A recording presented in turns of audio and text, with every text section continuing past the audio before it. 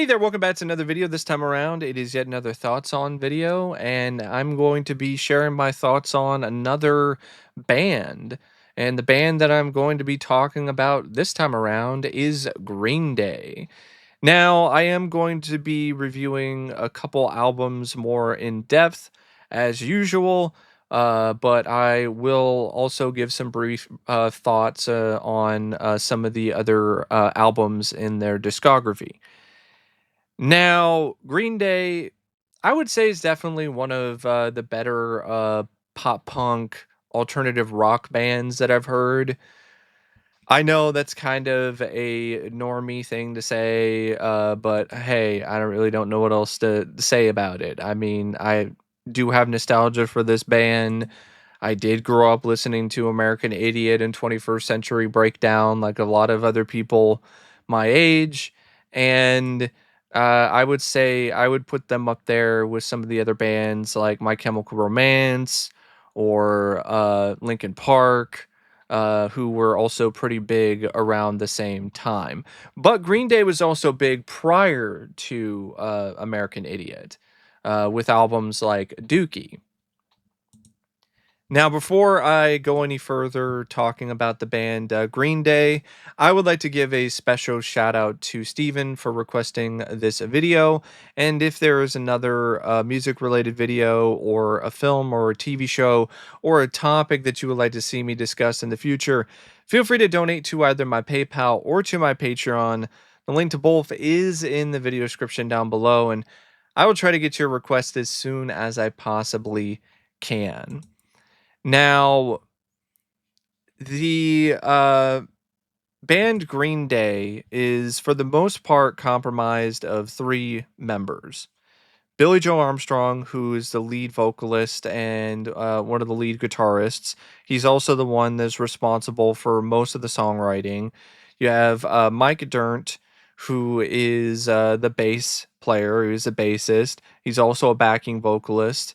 He occasionally has done lead vocals, but he doesn't do it that often. And then you have Trey Cool, who is the drummer for the band. And there have been some past members like Raj Punjabi, Sean Hughes. I don't know why I called him Sheen, and John Kiffmeyer. But Billy Joe Armstrong, Mike Dirnt, and Trey Cool, those are the main band members and the ones that have, for the most part, had the longest tenure when it comes to being a part of the band. When it comes to their discography, they didn't start out with a banger or a great album right out of the gate. But this happens a lot with bands. The ratio of bands starting out with a hit or a really memorable or strong album is not really that high. But 39 Smooth, their first album that came out in 1990, this is not really that great. Just very demo-y. Doesn't really sound like they've figured out or really finalized their style. And I'm just not a fan of that album in general. I think I've listened to it like twice in my lifetime, and I didn't really want to listen to it again. So I didn't. I was like, I really wasn't in the mood to. So I was like, yeah, I'm not a fan of it. I don't like that album. There are some different members of the band too, who are featured on that one. But I don't think they're really necessarily the main reason why it's not that great. There's a lot of reasons why it's not that great and why it didn't chart. Their second album came out in 1991, and it's a lot better. It's called Kerplunk, and this one was actually quite popular. It's a punk rock album, and I I'm also really not super big on this album either. Like, I don't really remember a lot of songs from this album that I really liked or listened to that much. So there are people who prefer pre-Dookie Green Day. I don't know why, or pre-American Idiot Green Day, and I'm just not really the biggest fan of the band when they were in that phase. Like Kerplunk, there are some tracks that are worth a listen, but they don't really stick with you that much, at least not to me personally. And it really wasn't until Dookie when I think they really found a signature style and really started to hit their stride. Dookie came out in 1994. It was a massive hit. I mean, this is the album that really put them on the map and honestly sent them on a pretty high trajectory going forward. And it's widely considered to be like one of the best albums of the 90s for good reason. One of the best albums from the genre of alternative rock or pop punk. I mean, there's a lot of really great tracks in this, but I would probably say my favorite is still Basket Case. I know that is a very cliched thing to say, but it's a great song. I mean, I just have to be honest. Dookie was a breath of fresh air in 1994 because this was still in the thick of the grunge era. And so there were a lot of songs that were dirges of people being really introspective and talking about their feelings and it is something that definitely has a place in rock history, but I think after a certain point it got old, like what happened with hair metal. So I think grunge was getting to the point where people were like, "Okay, all right, we kind of get it. We're kind of done with this. We want something new." And Green Day came along with Dookie and just really provided something that really scratched that itch. And they had an album that had just a lot of fun. Like, it was a fun album with a lively energy to it, and it also had a sense of humor, so it really stood out from a lot of other albums around the same time. And yeah, I think it's definitely the album to me that really made people take Green Day seriously and really made them into one of the bigger rising bands of the 90s. Now, the next album that they did, though, even though it did well in terms of sales, I feel it was kind of, honestly, it was a bit of a letdown because Insomniac came out in 95, a year after Dookie, and it's a darker album. It almost seems like it's reverting back to the kind of things that people were starting to rebel against when it comes to this style of music. And it's almost like Green Day was trying to show people that, hey, we can still do the serious dark grunge stuff. We could still be that band. We're not just, jokes and laughs and so on and so forth. And we're not just a lighthearted band. Like, we can be hard too. And it's like, I just felt it was like an extreme departure from Dookie in a lot of ways, and I just really wasn't a fan of Insomniac. I felt the next album they did, though, was better. It didn't do as well in terms of the sales, but I did like the album better as a whole. And that album is Nimrod, which came out in 1997. Now, Nimrod's less of an album that's a complete album in terms of each song connecting with one another, and just an album that just has a bunch of tracks. And I think that was a nice change of pace for the band, and that allowed them to create one of their biggest hits in Good Riddance, Time of Your Life, which I still think is an amazing song. Uh, Still a song that I feel holds up really well after all these years. I would say that is like the nostalgia song for me. And for a lot of people my age. Like, that's the song you play at your high school graduation. That's the song they used at the end credits of Deadpool and Wolverine to provide a tribute and a goodbye to the Fox era of Marvel, and it fit very well. And there's just a lot of things about that particular song that I think are just timeless. So there are some other tracks on that album that are good too, but that's definitely the one that I would probably say is the best. After that, in 2000, they did Warning, and it's another album I've only listened to maybe a couple times. This was back to, this was honestly more of an experimental album. They use a lot of acoustic elements, pop and folk styles. Uh, they went back to the inspirational sort of stuff that they had in some of the other albums, kind of lightened the tone a little bit. But I just don't feel the style that they picked here was really working for them. And this is another album of theirs that I really don't listen to that much. And then in 2004, they did American Idiot, which was their first major big hit after Dookie. At least the one that like sold millions of copies in the United States and overseas. Um, the other albums they definitely sold copies and did somewhat well, but not to the same level of American Idiot. American Idiot, I think, is actually the first album that they sold that went number one in the United States.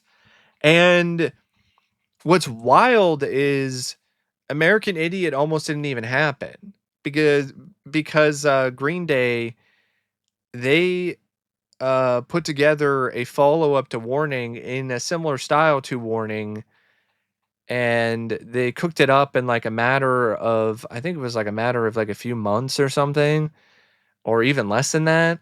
And I think they had it pretty much ready to go, and then somebody stole the tape, and then they had to start over. And then they decided, you know what? We're not really feeling what we were doing with that other album anyway. And Warning, the style just doesn't really seem like it's a good fit. So they decided to take their time, take a break, and develop what became American Idiot. And I think that was a huge and just massively influential and great decision on their part. Because if they went down the same path as Warning, I don't think that album would have done well. And I think Green Day would have started to start to fizzle out, kind of start to fade out a little bit, because I think they would have been another band in the pop punk alternative rock field that didn't really feel like they were connecting with the youth or connecting with what were modern sensibilities in the 2000s, and they would have just been left in the dust. And they probably still would have had some, hits, or maybe have some hits. I mean, they would have had fans. They still would have had their fans buy their albums and still probably done tours and stuff. But I don't think they really would have tapped into pop culture or the public consciousness as much as they ultimately did with American Idiot, which is an album that a lot of fans still consider to be their best album, and honestly, for a very good reason. This is a phenomenal, fantastic album for the most part. I mean, this is an album that, in a lot of ways, was ahead of its time with its social commentary, and also is an album that still, despite some of its heavy subject matter, it's still a fun album to listen to, and it's just got a lot of excellent and just genuinely amazing things about it, from the songwriting to the vocals to the guitar work, the percussion work. um and this is like the album that probably has the most of their biggest hits, like all in one album. I mean, just to have one track, one really big track, like American Idiot is one thing. But then to also have Boulevard of Broken Dreams and Wake Me Up When September Ends in the same album, that's insane. So, yeah, I'm glad that Cigarettes and Valentines never really happened. And instead, we got American Idiot, which, if you really think about it, is a very high concept album and something very different for Green Day. Now, they didn't really do a lot of story driven albums prior to this. There were some that were definitely experimenting with some of that kind of stuff, but not to the extent of American Idiot.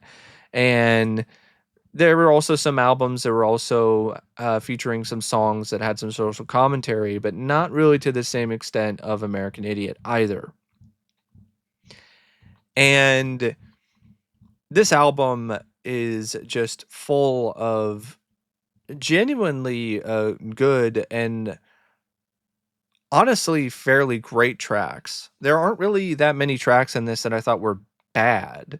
In fact, there aren't any. Like there were just tracks that I liked more than others. So the first track is American Idiot. It's a really great way to start out this album.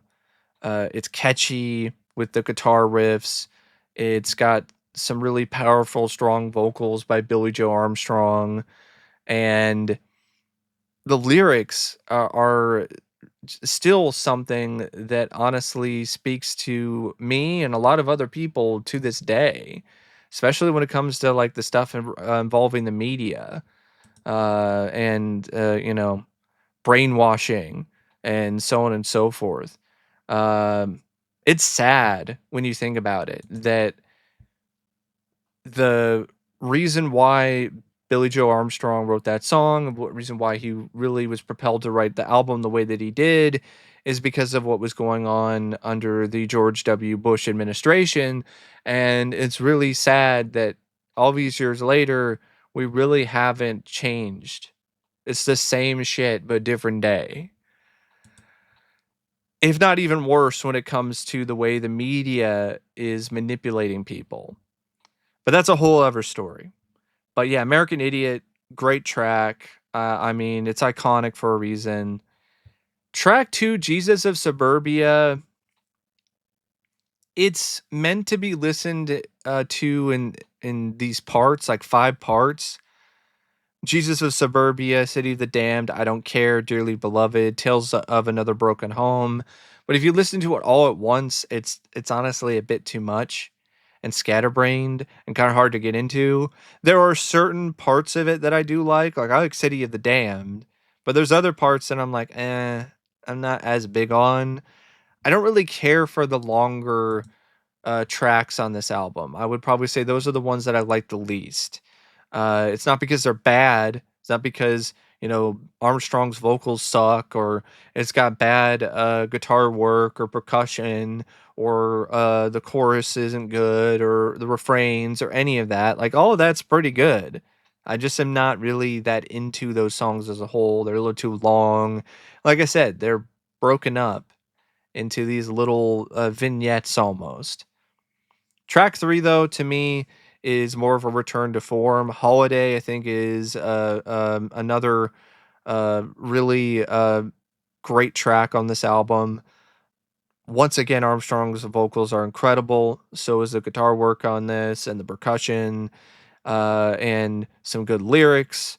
Um, so yeah, that is definitely a pretty well known, a pretty big song of theirs for a good reason. And then you follow that up with track 4, which is Boulevard of Broken Dreams, which for a lot of people is like their favorite song by Green Day, and I could definitely see why. It's a good ballad, really. In a lot of ways, that's what it is. It's more of a ballad than it is like just a straight punk song or anything. But once again, great vocals by Armstrong, really good guitar work and drum work, great lyrics. Track 5, Are We the Waiting? I really like this track. I know it's a track that's kind of meant to be a build up to Saint Jimmy, but I think it's better than Saint Jimmy for me personally. I know I'm in the minority on that. A lot of people are going to say no, Saint Jimmy is so much better, but I like Are We the Waiting better. I really like the chorus. I love the refrain of it. Um, there's just some really I even like the lyrics, like the bit where Billy says that the Jesus of suburbia is a lie. And just a lot of these other, good vocal izations in that track. Saint Jimmy, it's a fast-paced song. I can get why some people like it. I was just kind of indifferent on it. It was all right for what it was. Faster paced, more punk kind of track. I much preferred Give Me Novocaine over St. Jimmy, which is track 7. It's another track I really liked from this album. I like the lyrics. I like Armstrong's vocals. I like the instrumentals, and I like the overall composition of the song quite a bit.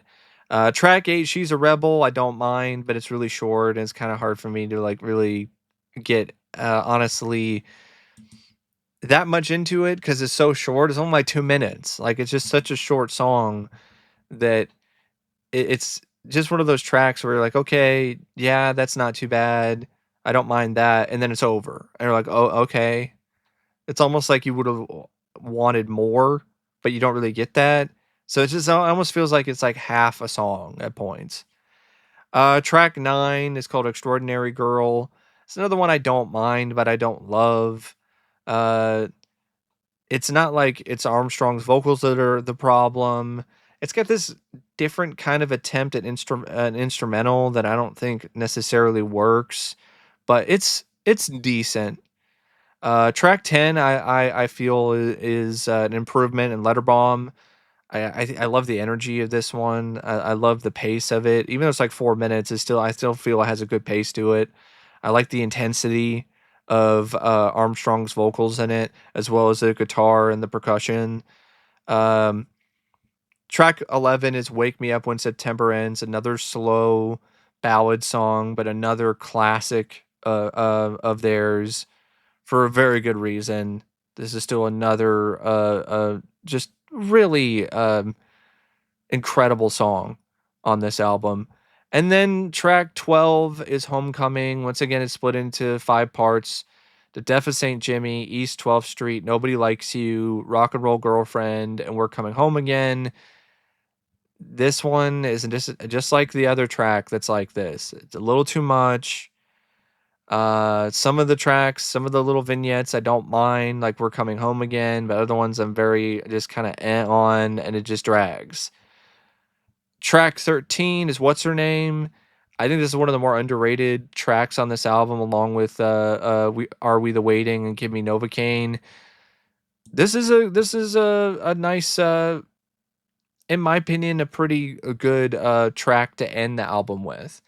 It's not on the same level as American Idiot, but it's still a good song in its own right.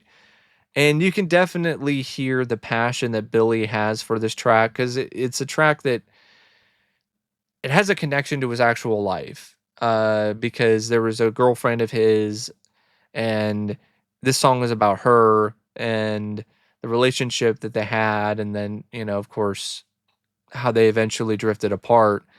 And because of that, like it's a song that like really makes Billy very emotional when he sings it. So when you see like live versions of this song, like it's definitely something that really clearly is very deeply connected to Billy. And you can even kind of hear that when you listen to the album version. And I liked it. I liked the track honestly quite a bit.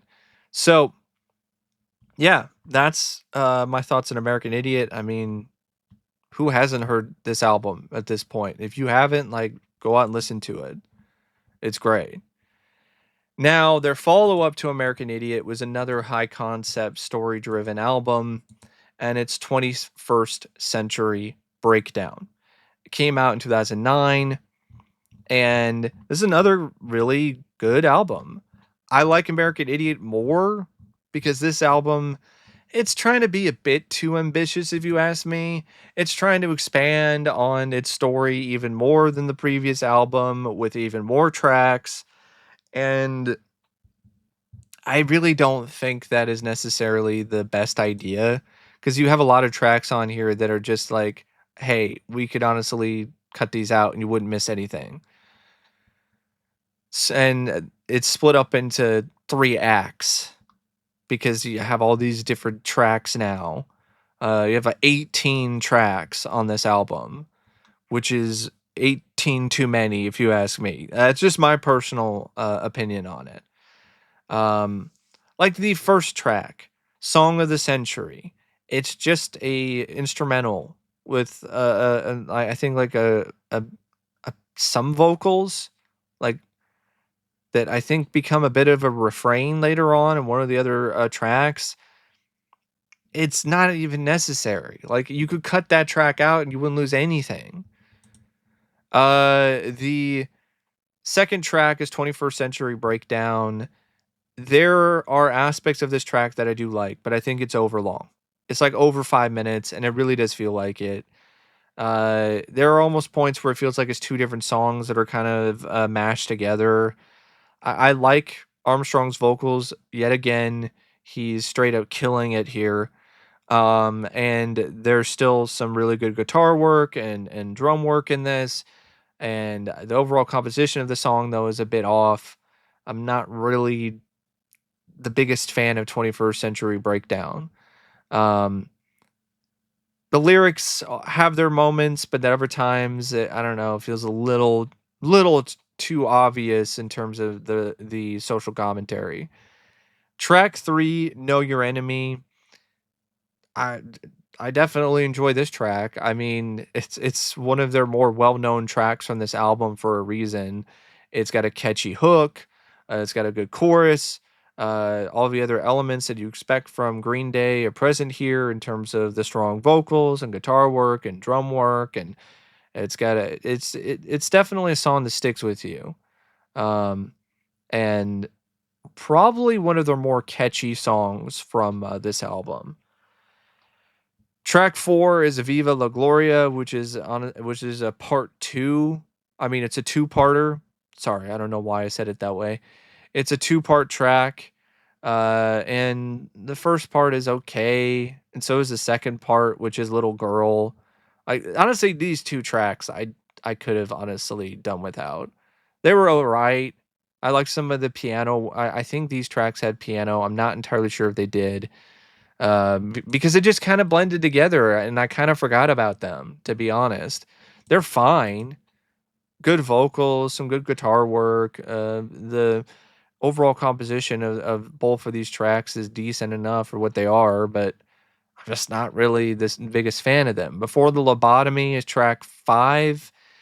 It's another one I'm not super big on. I like the slow choral bit in the beginning. I have to admit I really did like that when it comes to that track. And I like the way that they use that later on in the same track and make it a little bit more epic with more guitar and speed it up a little bit. So I do like that aspect of this track quite a bit, but the entire song I'm not really the biggest fan of. It's another one where I'm just kind of in the middle on. Now track 6, Christian's Inferno, I really like this track.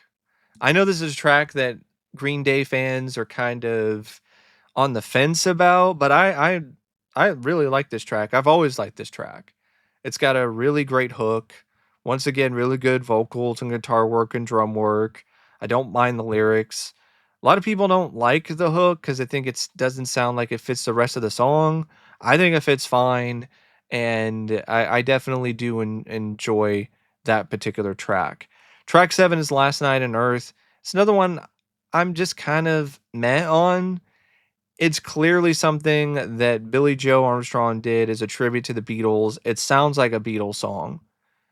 And, it's all right, but I just prefer Green Day when they're embracing their pop punk roots more or alternative rock roots and not just trying to do a homage to some other style of music like Last Night on Earth. Uh Track 8 is East Jesus Nowhere. It's another one that I wanna like more than I do. Like, I really love some of the guitar work in it. I really like, some of the, vocals, but the entirety of the song, I'm not really, that into. Track 9 is Peacemaker. I don't mind the experimental kinda stuff that, Green Day is trying to do with this track, like, the instrumentals, for instance, that are definitely I think it almost sounds like it's Middle Eastern influenced, and I could definitely see why, 'cause when you listen to the song and really hear the lyrics, it definitely is meant to be, a song that's really kind of, going after the whole Iraq war kinda stuff and so on and so forth. And it's not bad, but it's another track that honestly doesn't really leave that much of a lasting impression on me. or one that I would want to listen to over and over again. So I would say it's one of the weaker tracks on the album. Kind of feel the same way about track 10, which is Last of the American Girls. It's not a bad song. Like, to be honest, there really isn't singular bad song on this album to me. Like, I think this is still a really good album for the most part. There are just songs that I'm just kind of meh on, and then there's songs that I love and I really like. And there's a lot more meh songs on this album than I felt were on American Idiot, and in large part it's probably because there's just so much more songs, and Green Day was trying to do something even more ambitious this time around. With the overall structure and creation of this album. Track 11, though, I love. Murder City, I honestly feel is a magnificent, fantastic song. It's fast paced, but it actually feels like a complete song, unlike some of the other songs that are like less than 3 minutes. It's got another great hook, good chorus, some really nice, intense, strong vocals by Armstrong. Once again, great guitar riffs, and percussion work. This is honestly one of the best songs on the album, if you ask me, and one of their better songs. Period. I really like Murder City. Track 12, Viva La Gloria, Little Girl. I wasn't as big on Viva La Gloria, and I mentioned earlier that I wasn't honestly that big of a fan of these tracks in general. Could have done without them possibly. But the more I think about it, like, it's kind of a crazy thing. While I'm in the process of doing this video right now, the refrain or the chorus of that song is honestly getting stuck in my head. So I have to change my viewpoint on that particular part of this album because it's clearly leaving an impression. It's clearly leaving an impact because I can't get this Gloria, da da Gloria. Like, I can't get that out of my head right now. So I would probably say that because of that, these are tracks that I'm gonna bump up in terms of my overall opinion of. I'm gonna bump them from average to above average. I still don't think they're great tracks, but they're definitely above average because there's parts of them that are really sticking with me. I would say I liked this second part more than Viva La Gloria, though. I would definitely say that the second part overall, I thought was a little bit better of a song than Viva La Gloria. Track 13 is Restless Heart Syndrome.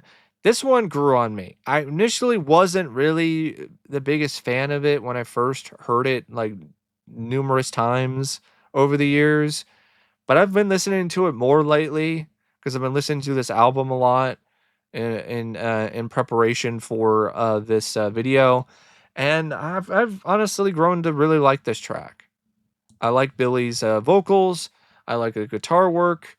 In particular, it's got some really good guitar work in it. I like the lyrics. I just like the overall flow and composition of this track. I think it's a gem, in all honesty. Track 14 is Horseshoes and Hand Grenades. Another good track on this album. Definitely got a lot of punk energy to it, which definitely benefits it.